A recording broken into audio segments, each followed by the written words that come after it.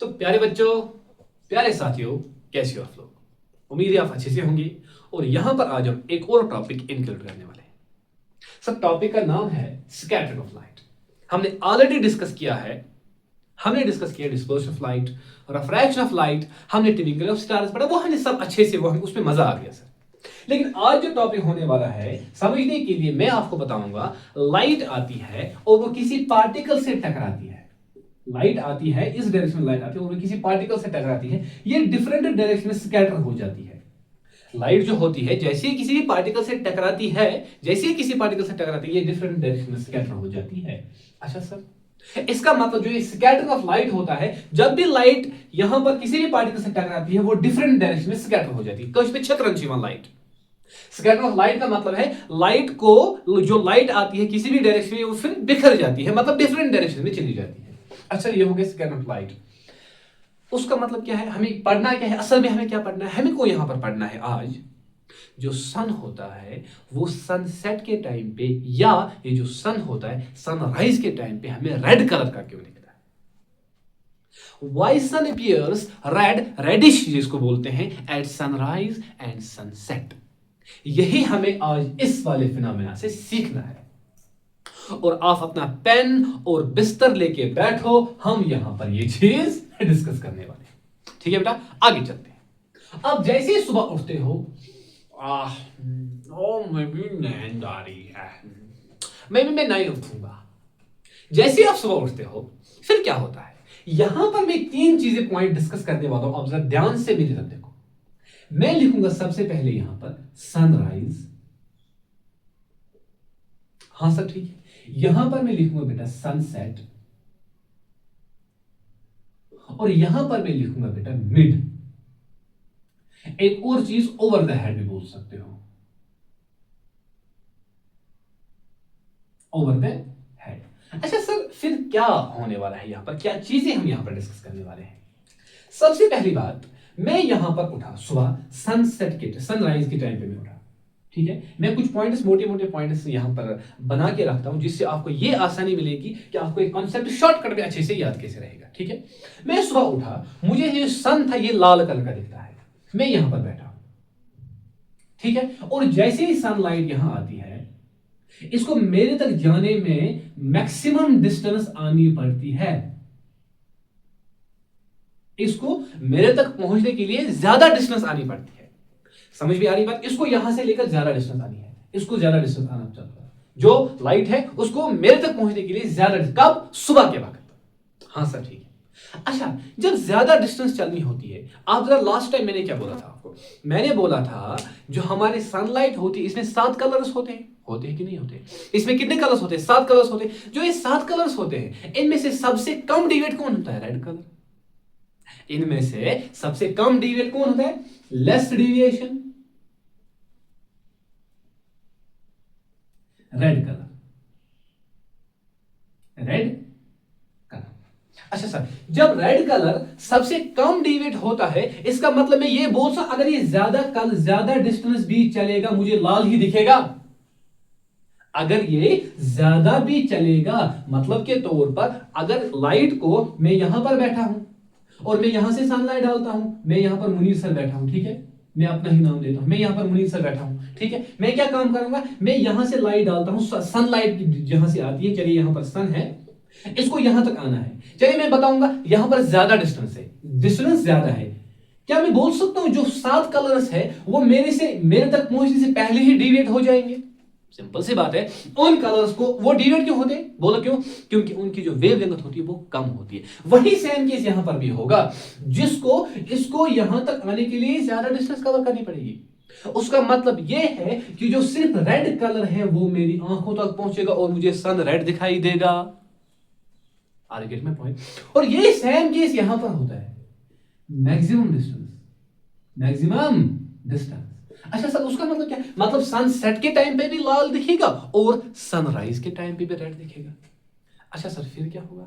यहां पर क्या बात होता है? यहां पर क्या बात होगी सर? ऐसी क्या बात होगी जो आप हमें नहीं बता रहे हो? बात ये होगी बेटा, जब भी सन ओवर द हेड होता है, जब भी सन ओवर द हेड, ये हमें व्हाइट कलर का दिखता है। क्या दिखता है बेटा? व्हाइट कलर का, इसीलिए मैं बोल सकता हूं। अच्छा सर रीजन क्या है इसका व्हाइट कलर का क्यों दिखता है? बेटा पता है क्यों व्हाइट कलर का दिखता है? ये इसीलिए व्हाइट कलर का दिखता है क्योंकि जब सन होता है ओवर द हेड, जब सन ओवर द हेड होता है, इसको हम तक पहुंचने में लीस्ट डिस्टेंस कवर करना पड़ता है, और जब लीस्ट डिस्टेंस कवर करता है तो इसको जो सारे कलर वो इक्वली डिविएट हो जाते हैं, वो इक्वली स्कैटर हो जाते हैं।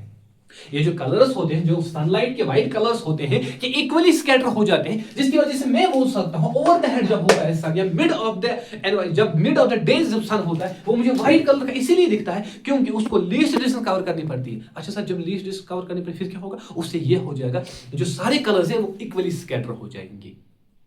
सर मुझे कोई डाउट नहीं है, पूरा क्लियर, पॉइंट क्लियर सर, धज्जियां उड़ा दी कंसेप्ट की। अच्छा यहां पर क्या होगा? इसको ज्यादा डिस्टेंस कवर करनी पड़ती है। इसको जब ज्यादा डिस्टेंस कवर, जो बाकी कमजोर वाले कलर्स है, कमजोर कलर्स है ना, वो क्या डिविएट पहले चले जाते, चले गए। अच्छा जो लास्ट में बच गया वो रेड कलर।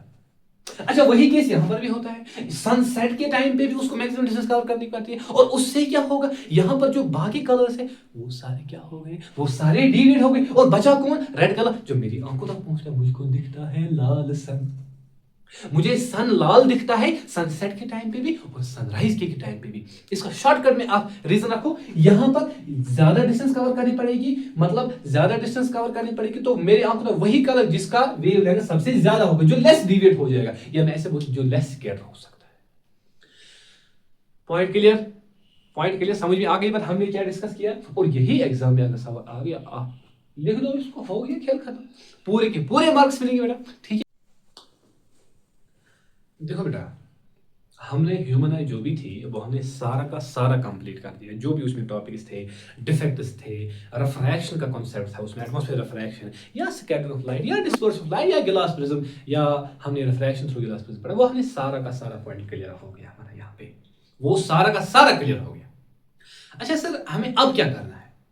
हम नेक्स्ट चैप्टर की ओर मूव करने से पहले हमें इस वाले चैप्टर में कुछ न्यूमेरिकल्स, कुछ बेसिक क्वेश्चंस हम उनको देख लेंगे, लेकिन वो करने से पहले हम एक बार रिवीजन मारते हैं इस पूरे चैप्टर का, थोड़ा मोटे मोटे टर्म्स हम वापस इनको रीएनालाइज करेंगे कि हमने कहां पर क्या पढ़ा था। जरा बिल्कुल शांति से बैठिए, हम अपना मिशन वापस रीस्टार्ट करते हैं। क्या करते हैं? रीस्टार्ट। क्या करते हैं? रीस्टार्ट। ओके बेटा चलिए आगे चलते। सर क्या किया था हमने? पता है हमने क्या किया? कुछ याद है? कुछ याद है? याद होना चाहिए। मोस्ट इंपॉर्टेंट चीजें हम यहां पर पढ़ने वाले हैं, जरा ध्यान से देखेंगे बेटा। हमने सबसे पहले ह्यूमन आई के बारे में पढ़ा था, ठीक है बेटा। उसके बाद हमने डिफेक्ट्स के बारे में पढ़ा, उसके बाद हमने क्या पढ़ा था? गिलास प्रिज्म के बारे में पढ़ा, इतना क्लियर। उसके बाद ये जो गिलास प्रिज्म हमने इसमें रिफ्रैक्शन पढ़ा, यहां पर हमने गिलास प्रिज्म में ही एक और चीज पढ़ा, हमने इसमें डिस्पर्शन पढ़ा, और जो ये ह्यूमन आई है इसमें एक और चीज हमने पढ़ा, एटमॉस्फेरिक रिफ्रैक्शन पढ़ा, एटमॉस्फेरिक रिफ्रैक्शन पढ़ा, ठीक है। एटमॉस्फेरिक पढ़ा कि नहीं पढ़ा? अरे हाँ या ना बोल, पढ़ा ना। एटमॉस्फेरिक रिफ्रैक्शन हो गया, इसमें हमने पढ़ा टिंकरिंग ऑफ स्टार्स, और आज हमने पढ़ा स्कैटरिंग ऑफ लाइट जो होती है, और इसमें हमने एक और चीज आज हमने पढ़ा, जरा बोलो क्या पढ़ा? बोलो बोलो कि हमने क्या पढ़ा? हमने अभी पढ़ा जो सनसेट होता है या सनराइज होता है तब हमें सन जो होता है वो लाल कलर का क्यों दिखता है। सर इनका थोड़ा सा थॉरो हम रिव्यू मारते हैं। Human I spherical in shape होती है, पॉइंट साथ साथ नोट करते जाओ। Human I spherical in shape होती है, और इसका जो डायमीटर होता है वो है 2.3 से लेकर 2.5 सेंटीमीटर तक। सर ये तो ठीक है, ये तो क्लियर हो गया हमें। अच्छा फिर हमने पढ़ा था ह्यूमन आई में जो आउटर बल्जेड पार्ट होता है वो होता है कॉर्निया, कॉर्निया के अंदर लगा होता है बेटा। जरा मुझे आप बताइए आई लेंस और कॉर्निया के दरमियान कौन सा होता है? Aqueous humour. मैंने ट्रिक याद रखने को बोला था। और आई लेंस और रेटिना के दरमियान कौन सा होता है? Vitreous humour. Very good. और जो रेटिना होता है उसमें दो किस्म की सेल्स होती है, कून शेप्ड और रॉड शेप्ड, और जो रॉड शेप होती थी इंटेंसिटी ऑफ लाइट, और जो कून शेप्ड होती है कलर ऑफ द ऑब्जेक्ट। समझ में आ गई बात? और फिर हमने पढ़ा था defects of vision. Defects of vision में हमने क्या पढ़ा था बताइए? हमने पढ़ा था मायोपिया, हाइपरमेट्रोपिया, प्रेसबायोपिया, कैटरैक्ट वगैरह। मायोपिया में क्या था? जो आई लेंस होता था, सॉरी जो ये आई होती थी वो क्या होती थी? वो बड़ी हो जाती थी। जो आई वो क्या बड़ी हो जाती थी, जो ऑब्जेक्ट इमेज वो बनती थी बिफोर रेटिना। अच्छा सर फिर हमने उसको कॉन्केव की वजह से ठीक किया। अच्छा जो फिर हाइपरमेट्रोपिया था उसमें आई बाल का छाया वो छोटा होता था, इमेज बनती थी बिहाइंड। अच्छा सर वो भी ठीक हो गया। फिर हमने क्या किया था बेटा?